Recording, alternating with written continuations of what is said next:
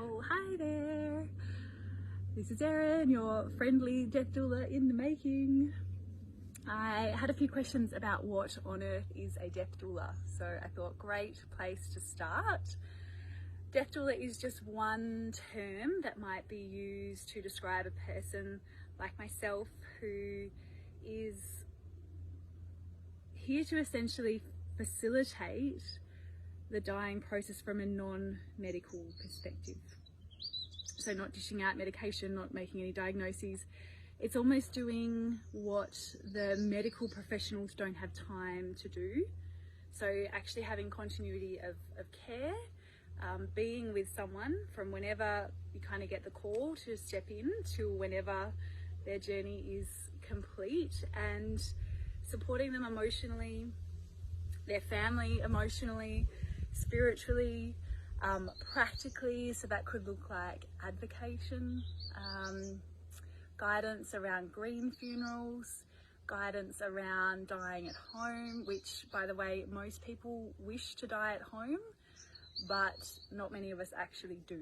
Most end up in hospital undergoing things that we probably didn't really want to happen.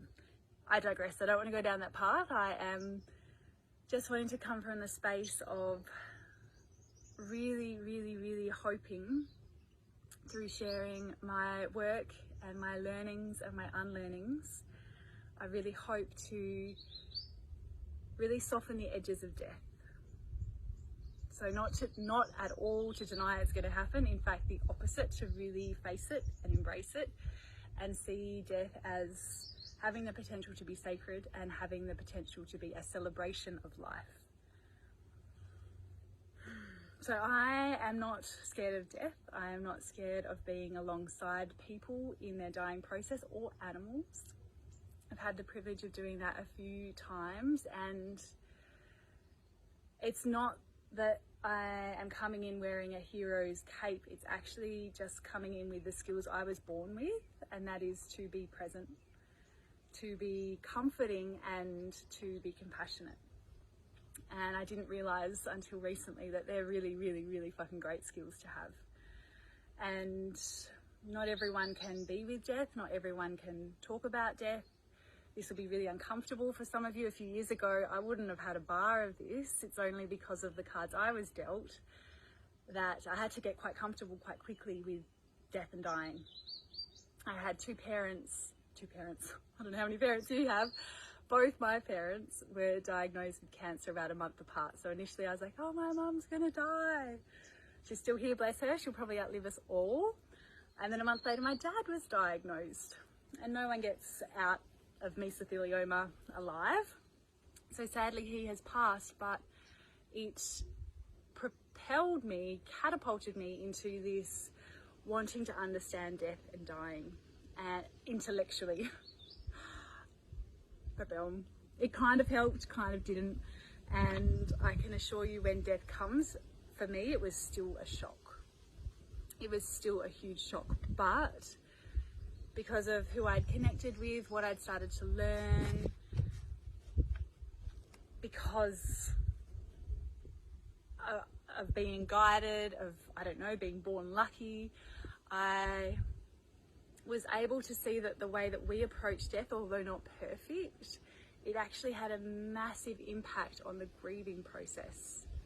So death it's a very stressful time, and it's really not the time, when someone's given a expiry date, like my father was, it's not an easy time to start talking about what wishes are,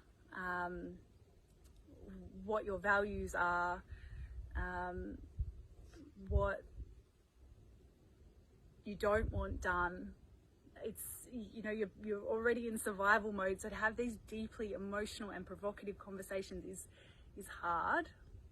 And what I am hoping to do is to bring the conversation forward to those maybe with a life-limiting illness, a diagnosis of some kind, but also to those alive and well, just wanting to take responsibility while they can of what they can.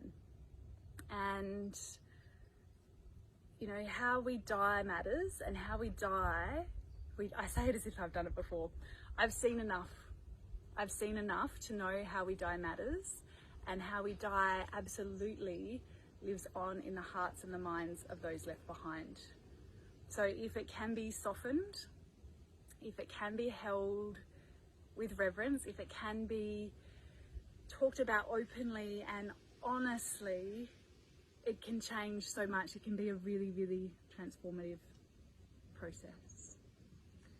So, whew, that's a lot of words. I want to leave it at that, but I also want to go gently, and I really hope you can just take a few breaths before you race on to the next thing.